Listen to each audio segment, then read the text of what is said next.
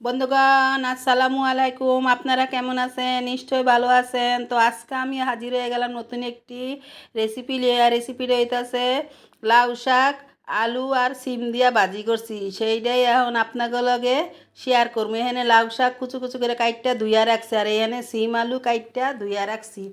আর আরেকটা প্লেটে পেঁয়াজ কাঁচামরিচ লবণ এইগুলা সব ধুইয়া প্লেটে রাইখা দিছি। আর এইখানে একটা খালি প্যান বসাইয়া রাখছি চুলার উপরে, গরম হয়ে গেছে। এখন আস্তে আস্তে কইরা শাক কুচানোগুলা দিয়া দিলাম। এটার উপরে আবার আলু কুচানো সিম কুচানোগুলা দিয়া দিতাছি, দেখতেই তো পাইতাছেন। এইভাবে কইরা এখন আমি সব কিছু একত্রে সিদ্ধ কইরা লুমু। উপর দিয়ে আবার একটু 5টা 6টা কাঁচামরিচ দিয়া দিলাম। আর এইখানে 2 চামচের মতো নুন লইয়া রাখছি আগে থেকে, ওইটাও অ্যাড কইরা দিছি।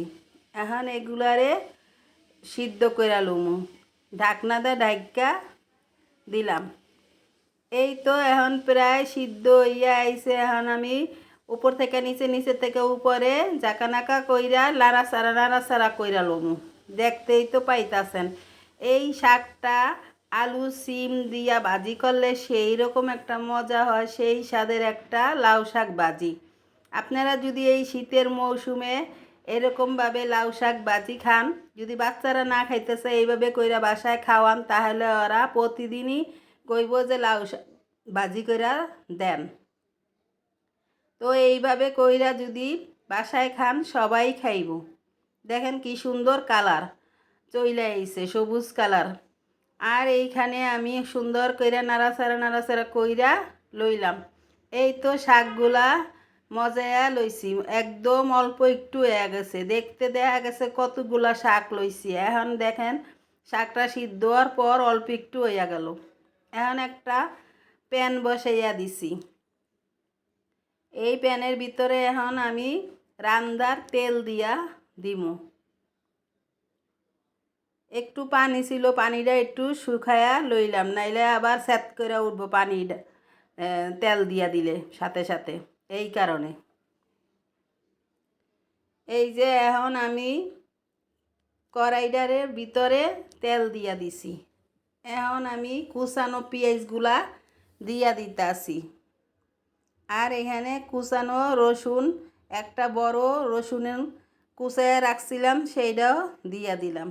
এখন আমি উপর থেকে নিচের থেকে উপর কইরা জাকানাকা কইরা নাইরা চেরা লমু। যে এই পর্যন্ত কালার না আসবো এই পর্যন্ত আমি নাইরা চেরা কইরা লমু। এখন আবার 2-3টা শুকনা মরিচ দিয়া দিলাম। দেখেন বেরেস্তার মতো হয়ে আইছে পেঁয়াজ আর রসুনের কালারটা। এইভাবে কইরা যদি শাকটা ভাজি করেন অনেক অনেক মজা লাগবো খাইতে। এখন শাকগুলা আমি ঢাইলা দিলাম তেল আর পেঁয়াজের ভিতরে।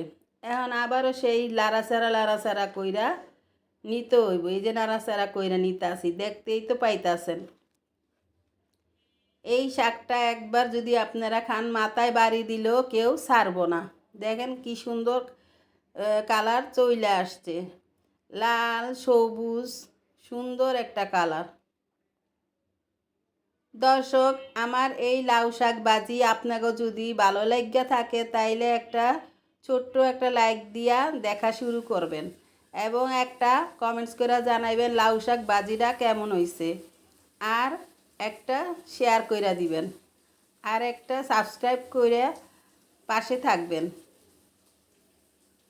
এই তো এখন আমি সার্ভিং ডিশে নামাইয়া লইলাম। এই তো আমার লাউ শাক ভাজিটা হইয়া গেছে। আল্লাহ হাফেজ।